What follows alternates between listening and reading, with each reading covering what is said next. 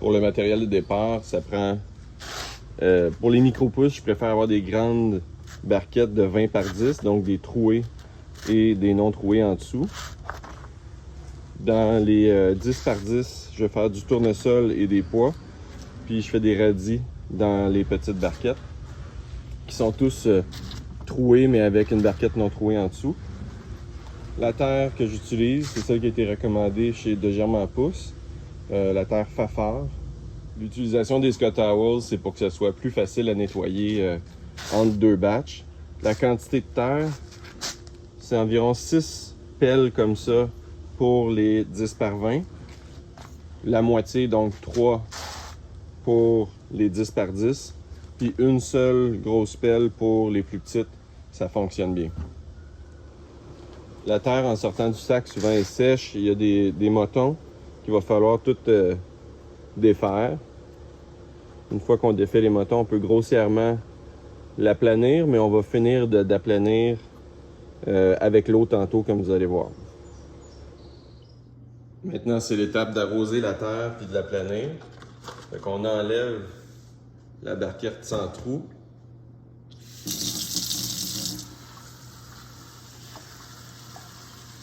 Pour arroser toute la superficie, surtout quand elle est particulièrement sèche comme elle l'est actuellement.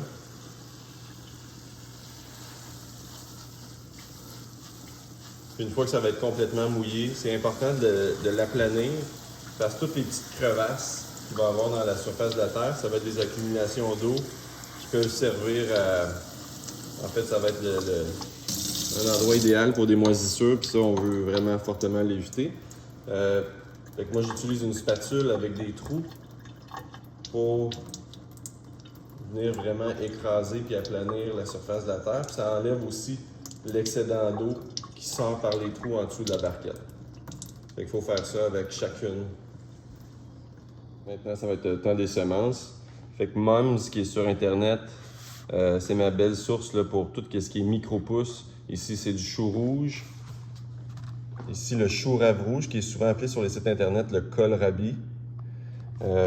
J'ai encore là, pas mal de semences de WH Perron pour les tournesols et les pois maple, qui sont les meilleures pousses de pois que j'ai eues.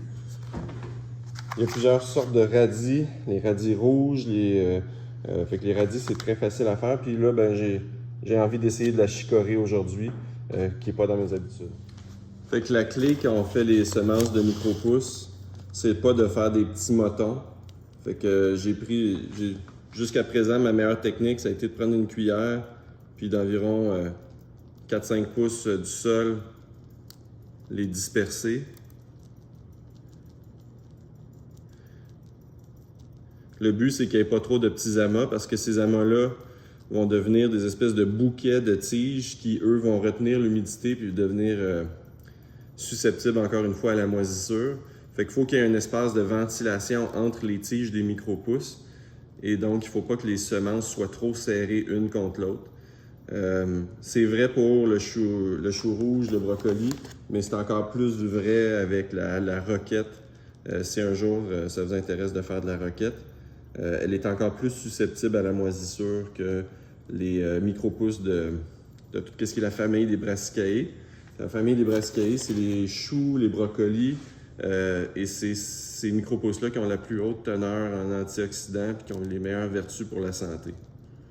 Ils sont plus faciles à faire aussi. Pour les semences de pois ou de tournesol, il faut les faire tremper pendant environ 8 heures, comme une nuit, avant de les mettre sur la terre. C'est à peu près la quantité que ça prend pour une demi-barquette.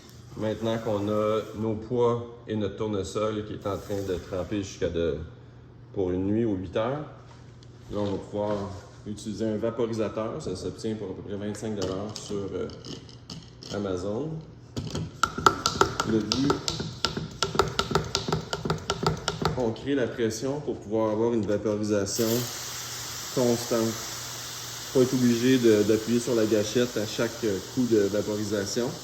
C'est pas mal plus efficace. Puis on vient vaporiser les barquettes 2 fois par jour. jusqu'à temps qu'il y ait l'apparition des premières petites feuilles. Une fois qu'ils ont germé et qu'on a des feuilles, on va commencer à les arroser par en dessous. Puis ça, je vais le montrer dans une autre séquence.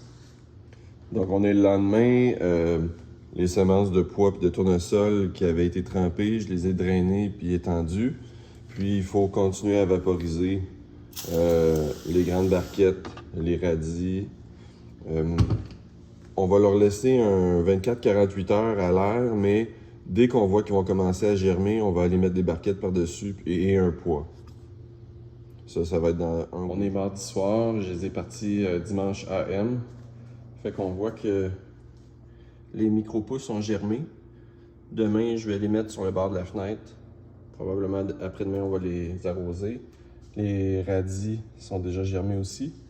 Puis, demain matin, le plan, c'est de mettre un pois sur les tournesols. Les micro-pousses sont sur le bord de la fenêtre. Maintenant, c'est le temps de mettre donc une deuxième demi-barquette par-dessus.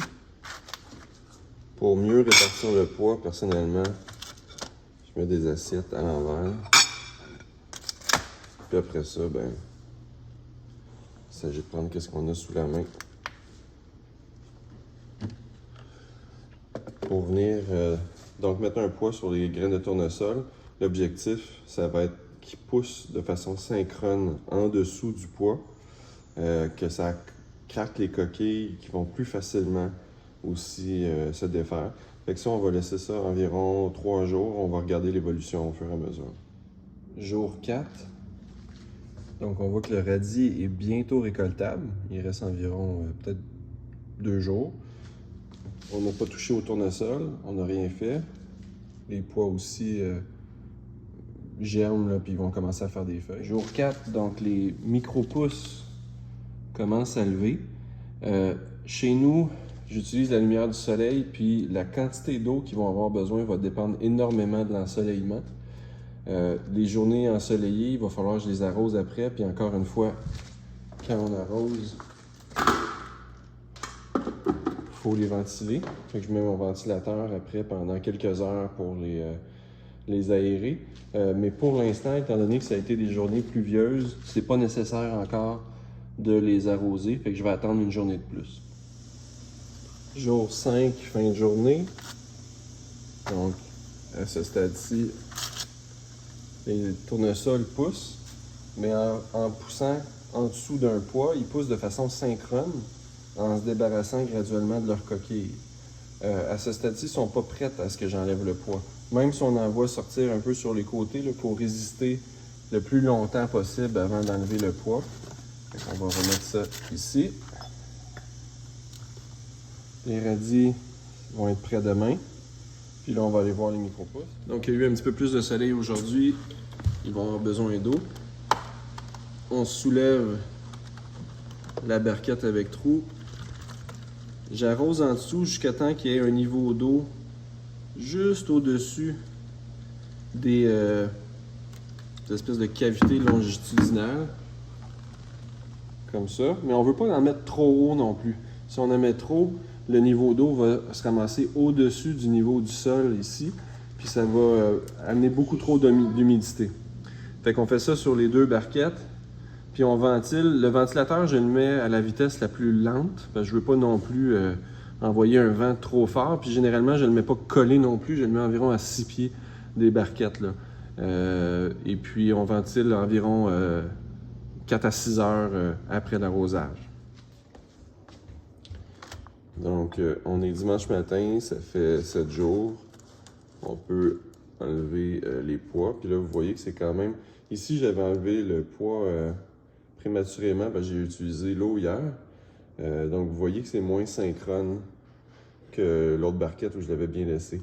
Là, on peut mettre une barquette à l'envers par-dessus. Puis donner un autre 24 heures là, pour qu'ils viennent se redresser. On peut aussi enlever les petites écailles qui tiennent encore. Parce que c'est plus facile à ce stade-ci qu'une fois qu'ils ont poussé davantage.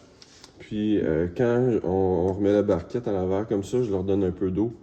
Puis ça va les aider à aller prendre leur hauteur. On va leur donner le soleil seulement dans 24-48 heures, là, quand ils vont avoir atteint environ cette hauteur-là. De leur côté, ça fait 7 jours et les micro-pousses de chou rouge et de chou rave rouge on peut commencer à les récolter. Puis on va pouvoir le faire pour toute la prochaine semaine qui s'en vient en leur donnant de l'eau environ aux 2-3 jours. On est lundi matin. On les avait semés il y a une semaine. Ça va être le temps qu'ils prennent la lumière maintenant. Fait qu'ils ont poussé jusqu'à présent dans l'ombre. À ce stade-ci, c'est plus facile, encore une fois, d'enlever les petites coquilles. Parce qu'une fois qu'ils vont avoir vu du soleil, des fois, il y en a qui sont difficiles à enlever de ces coquilles-là. C'est le bon timing pour le faire.